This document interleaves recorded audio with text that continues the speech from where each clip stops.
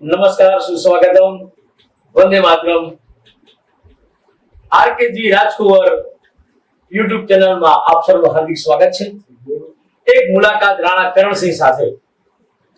આજના આપણા મહેમાન માનનીય શ્રી અશોકપુરી ગોસ્વામી સાહેબ. આજે 17મી ઓગસ્ટ 2026 શ્રાવણી સુદ પાંચમ ને સોમવાર, આ પવિત્ર દિવસે અશોકપુરી ગોસ્વામીનો આજે જન્મદિવસ છે. આજે આપણી ચેનલનો પણ આ પહેલો જ દિવસ છે. તો આપણે મુલાકાતે આવ્યા છીએ અશોકપુરી ગોસ્વામીના આંગણ. નમસ્તે કરણસિંહ રાણા સાહેબ. અરે નમસ્તે સાહેબ. અરે આપ તો મારા વડીલ છે, ત્યારે તો તમને હું પગે લાગુ તમને. અરે નમસ્તે. તમારી ચેનલના પ્રથમ એપિસોડ તમે મારી પસંદગી કરી તે બદલ તમારો ખૂબ ખૂબ આભાર. અને તમને આગોતરી શુભેચ્છા પાઠવું છું કે આ ચેનલના વર્ષો એપિસોડ થાય. ખૂબ ખૂબ શુભેચ્છાઓ રાણા સાહેબ. Thank you very much. Ashokpuri Goswami સાહેબ, આપને વર્ષોથી અમે ઓળખીએ છીએ. આ ભલે વિદ્યાનગરની અંદરમાં, આણંદ જિલ્લામાં, ક્યારેક પેપરમાં, તો ક્યારેક અખબારમાં, તો ક્યારેક ટીવીની ચેનલમાં. તો સૌથી પ્રથમ એક આપની ઓળખ એક આપશો નાની એવી. જી, સૌથી પહેલા તો હું એવી ઓળખ મારી અત્યારે આપીશ આજે કે હું વિદ્યાનગરનો એક પોપટ છું. ઓહો, મારું વિદ્યાનગર પોપટોથી નડિયાદનું છે. અમે વિદ્યાનગરના પોપટો છીએ.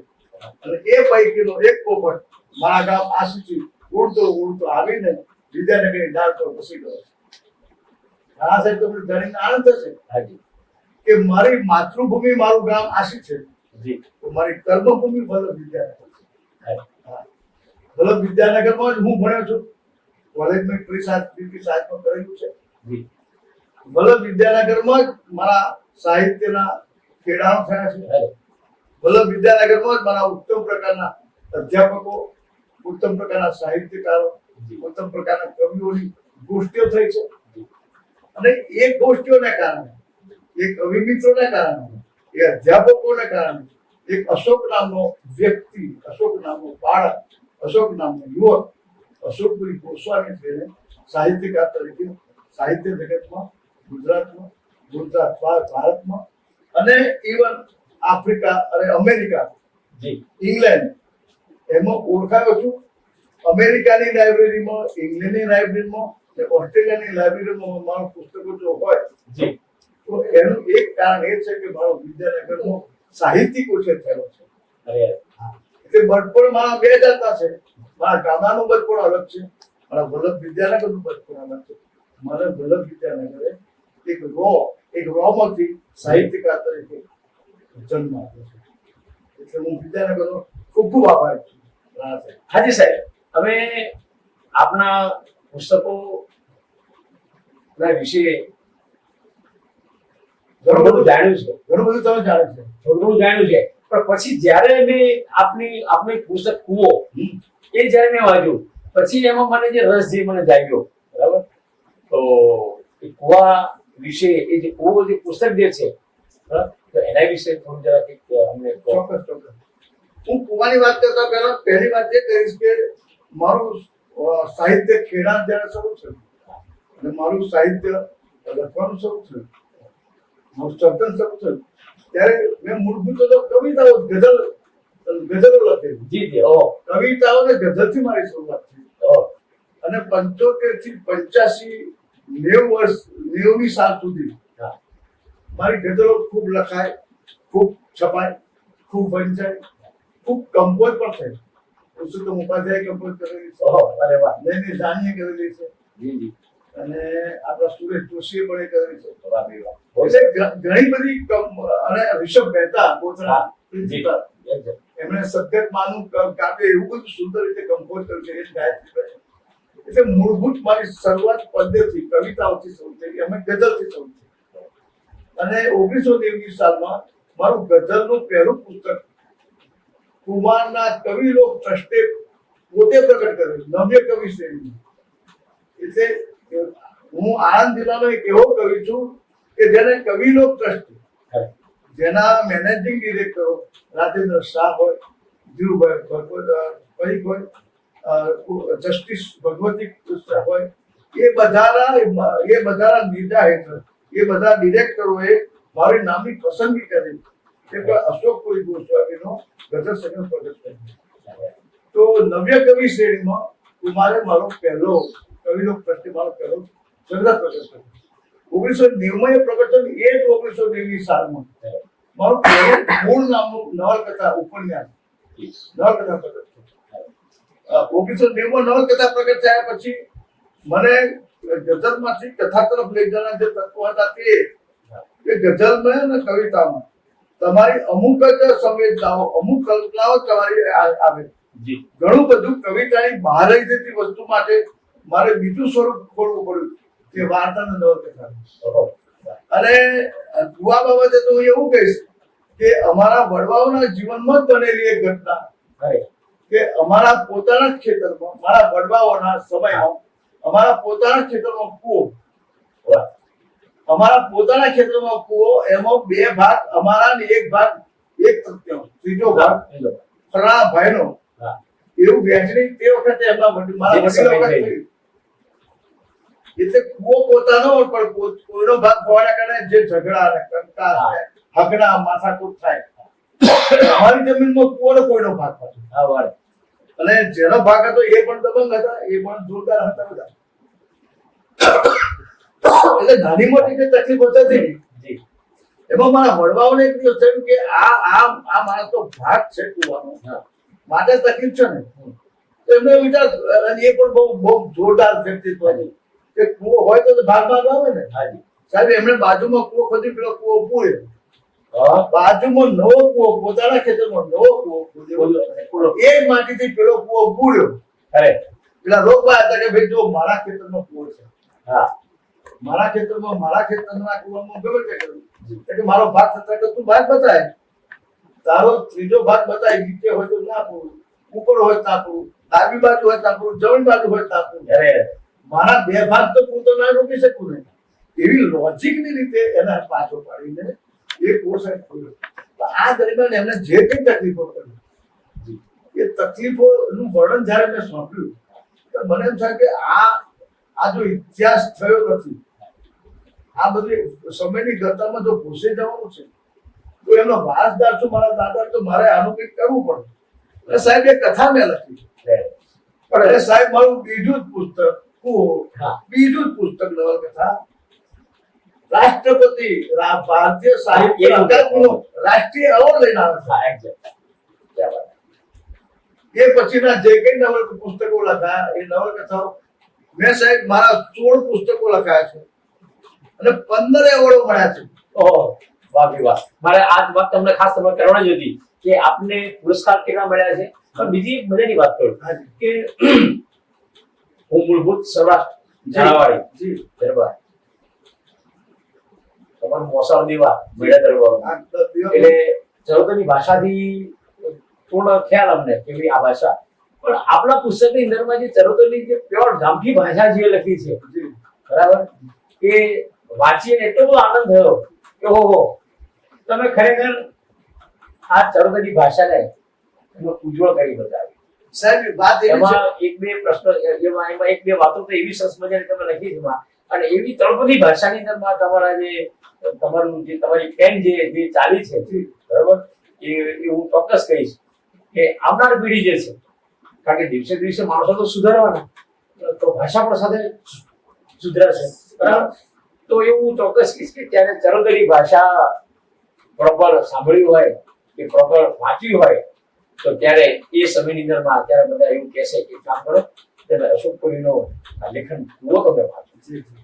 અને મેં એવું પણ સાંભળ્યું કે અમુક બીજી ભાષાઓ પણ એનું રૂપાંતર થયું. એની પર વાત પહેલી વાત તમારા પહેલા પ્રશ્ન જિજ્ઞાસાનો ખુલાસો કરું. ચરણસિંહજી, વાત જો મારા ચરોતરની હોય, મારા ગામની જ વાત હોય, એ વાતાવરણની જ વાત હોય, તો એમાં જે રહેનાર માણસો જે બોલે તે જ ભાષા હોય ને. તમને લખતા ત્યારે એવું પણ ના થયું કે હું આને શુદ્ધ ગુજરાતીમાં લખું નહીં, પણ તમે એકદમ માતૃ જે ભાષા છે એમાં તમે લખ્યું મારા તો આનંદ છે. ગામની નાયિકા જે મારા ગામની મહિલા જે બોલે તે જ મારી નાયિકા બોલવાની છે. વાહ વાહ વાહ, બહુ સરસ. મારા ગામનો એક ખેત મજૂર જે બોલે તે જ મારું પાત્ર બોલવાનું જી છે. જી જી. અંધકોટરી થાય શું કે જે નથી જાણતા ને હા. એ લોકો તો એ લોકોને ભાષા અને બોલીનો તફાવત એ ખબર નથી. ખરેખર. ભાષા અને બોલીની વચ્ચે ઝીણો પડદો છે. હા. આપણે જે બોલીએ છીએ ને ભાષા બોલીએ છીએ, જી. પણ લોકો જે સંવાદો કરે છે કે કેટલા રૂપિયામાં આવ્યું ભાઈ, એ બોલી થઈ. સમય બોલી ગયા. એ તમે અહીં વિદ્યાનગરમાં એ નહીં સાંભળો કે કેટલા રૂપિયામાં આપ્યો, કેટલા રૂપિયામાં આપ્યું ભાઈ, હા હા. એ ભાષા છે. એટલે બોલી અને ભાષાની મને પહેલેથી ખબર છે. અને એ મને મદદ એટલા માટે આવે કે મારો ખેત મજૂર જે બોલે છે, હા. એની અંદર મુખી જે બોલે છે, જી. એની અંદર વણિક જે બોલે છે, એ દરેકની અલગ અલગ. એની અંદર ડોક્ટર છે, ડોક્ટરની ભાષા બોલે જ છે. અને વહેલા માની છે કે મનોરી નહીં થાય. હા. આ નાનપણના લક્ષણ છે. હા. સાચી વાત કીધી. હવે એ જે પાત્ર જે વ્યવસાય કરતો હોય એની બોલી, પાત્રની બોલી એની તાતી સાથે સગડી હોય એના વ્યવસાય સાથે તે પસંદ કરાય. હા સર, હવે અમે તો ઘરમાં આવ્યા અને આ તમારા બધા આ પુરસ્કારો જે છે એ બધા જોઈ અને એટલો બધો આનંદ થાય છે અહીંયા આગળ. તો હું આપણા પુરસ્કારો વિશે પૂછીશ કે આપને કયા કયા પુરસ્કારો. હા, એટલે જે મારી કીર્તિદા કુટી જેની કુવાની વારંવાર તો વાત કરું છું, એને એક જ નવલકથાને 7 પુરસ્કારો જુદી જુદી જાતના મળ્યા છે. અરે ગુજરાત રાજ્યનો મળે છે, ગુજરાત અને મહારાષ્ટ્રનો મરાઠી અને ગુજરાતી ભાષાનો સંયુક્ત ઉત્તમ જે એવોર્ડ છે, હા. એની ઉત્તમ નવલકથાનો એવોર્ડ મને નારાયણ શિક્ષણ મંત્રી નારાયણ હાથે મહારાષ્ટ્રનો મને મળ્યો. બહુ સરસ. એ પછી ઉત્તમ ગુજરાતી સાહિત્યનો જે અનુવાદનો એવોર્ડ છે એ મને મુંબઈથી મળેલો. જી. મને સાહિત્ય અકાદમી ગાંધીનગરનો એવોર્ડ મળે છે. જી. મને એ પછી એના 6 ભારતીય ભાષામાં અનુવાદ થયા છે. હિન્દી, ઉર્દુ, મરાઠી, મૈથિલી, કન્નડ અને છેલ્લે અંગ્રેજીમાં અનુવાદ થયા. અરે વાહ. એટલે એ રીતે ગુજરાતના સીમાડા ઓળંગીને, ભારતના સીમાડા ઓળંગીને અરે પરદેશની લાઇબ્રેરીમાં તમને કોર્સ વાંચવા મળે. હા. મારા એક સગાએ ઓસ્ટ્રેલિયામાંથી એની દીકરીને ફોન કરેલો કે દીકરી તારા માસા છે એ કેટલા મોટા લેખક છે ખબર છે? તો કે ના, ઓસ્ટ્રેલિયાની લાઇબ્રેરીમાં એનું પુસ્તક અત્યારે વાંચી રહ્યો છું, ઓસ્ટ્રેલિયાની લાઇબ્રેરી. क्या बात है, वाह. એટલે મારા પુસ્તકો ભારતની બહાર જી. હૈદરાબાદની મદ્રાસની લાઇબ્રેરીમાં અત્યારે અશોકના પુસ્તકો વંચાય છે. અરે વાહ. અશોકભાઈ ગોસ્વામી એક એવું સરસ મજાનું અને રૂઢ નામ. આપને એક હજી પ્રશ્ન પૂછવાની ઈચ્છા થાય કે અત્યારની હાલની આપની પ્રવૃત્તિ શું છે? સરસ વાત, બહુ મજાની વાત છે. આ સર્જન દરમિયાન ઘણી બધી વિદ્યાનગરની ઘણી સંસ્થાઓ, કોઈમાં સબ એડિટર હતો, કોઈમાં હું સહમંત્રી હતો, પછી કોઈમાં ઉપપ્રમુખ ભારતીય સાહિત્ય અકાદમી, એમાં ઉપપ્રમુખ હતો. હું વર્ષો સુધી પ્રમુખ હતા. નરેશ વેદ પ્રમુખ હતો વર્ષો સુધી. હું સુરેશ પરીખનું વિચારવાનું મેગેઝિનમાં હું સહતંત્રી હતો. એમના ક્રેસ્ટ એસોસિએશન સંસ્થામાં સહમંત્રી હતો. અને પ્રમોદ કુમાર સ્મૃતિ નિધિમાં હું કારોબારીનો સભ્ય હતો. એટલે ઘણી બધી સાહિત્યિક સંસ્થામાં હું આજે જોડાયેલો અને ઘણી બધી સાહિત્ય પ્રવૃત્તિમાં હું પડદાની પાછળ અથવા એ લોકોની સાથે ઘણા બધા કામ કર્યા. અને સંપાદનો જે કરે એમાં પણ મારી વધતી ઓછી મારી એમાં કામગીરી કરે. હવે સાહેબ આ મેઘાણી સાહિત્ય સભા સુરત એના વિશે થોડી વાત કરો. મેઘાણી સાહિત્ય સભા વિશે વાત કરવાનું તો છે ને, થોડી ઘણી બધી લાંબી વાત હોય પણ ટૂંકમાં કહું. મેઘાણી સાહિત્ય સભાએ દરેક વર્ષના ઉત્તમ સાહિત્યકાર તરીકેના એવોર્ડની પસંદગી જ્યારે કરવાની શરૂ કરી અને એ એવોર્ડની રાશિ તે વખતે 1915 ની આજુબાજુમાં 25,000 માતબર અને મોરારી બાપુના હાથે જ આપવાનું. વાહ ભાઈ વાહ. એ મને સન્માન 1915 નું કે એ સારું છે. અને એ લોકોનું એક મંડળ હોય, એ 5 વર્ષની અંદર જેને ઉત્તમ સાહિત્ય પ્રવૃત્તિ કરી છે કે એ લોકોની નોંધ રાખે અને પછી પોતપોતાની રીતે માર્ગ આપે. એટલે માર્ગમાં એમ કે કનકસિંહ રાણાના માર્ગમાં અશોકપુરી પહેલા હોય, ઠાકોરભાઈના નવમો ત્રીજા હોય, મોહનભાઈના ચોથા હોય, એ પછી કોનામાં કોને વધારે માર્ક મળ્યા છે એ રીતે એ લોકો માર્કિંગ પદ્ધતિથી એ લોકોએ 2015 મારું નામ તરઈને ઉપર આવ્યું ત્યારે મોરારી બાપુના હાથે સાલ ઉડાડી અને એ 25,000 નો જે મને કવર આપ્યું એ ગુણ સારા હાથે પડ્યું. અમારી જિંદગીનો મેમોરેબલ બહુ સરસ.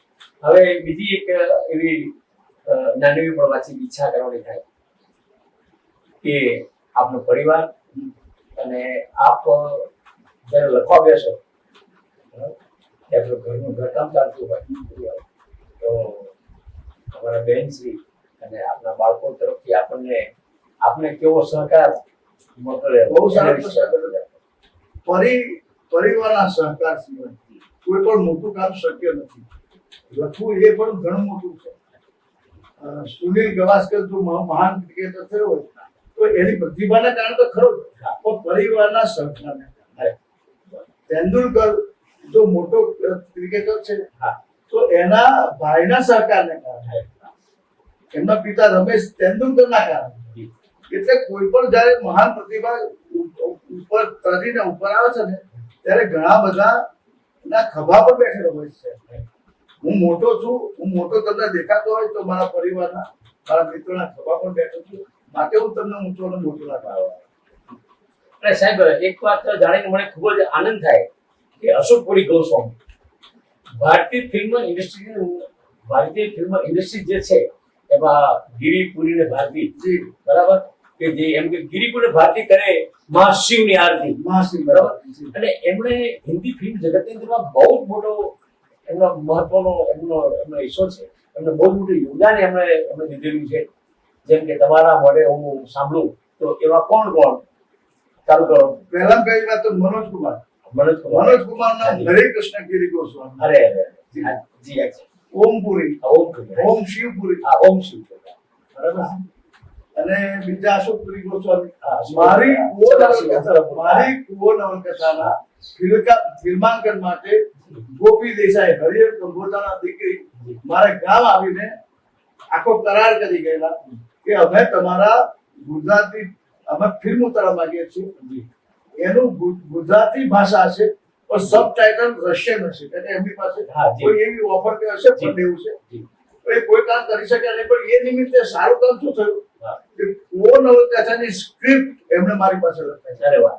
101 દ્રશ્યમાં કુવો નવલકથાની સ્ક્રિપ્ટ આજે મારી પાસે તૈયાર છે. ઓહો વાહ. કુવો નવલકથાના ગુજરાતી ગીતો 6 લખેલા એ પણ મારા તૈયાર છે. એટલે કોઈ પણ પ્રકાર, કોઈ પણ પ્રોડ્યુસર, કોઈ પણ દિગ્દર્શકને જો રસ હોય તો મારો સંપર્ક સાધે.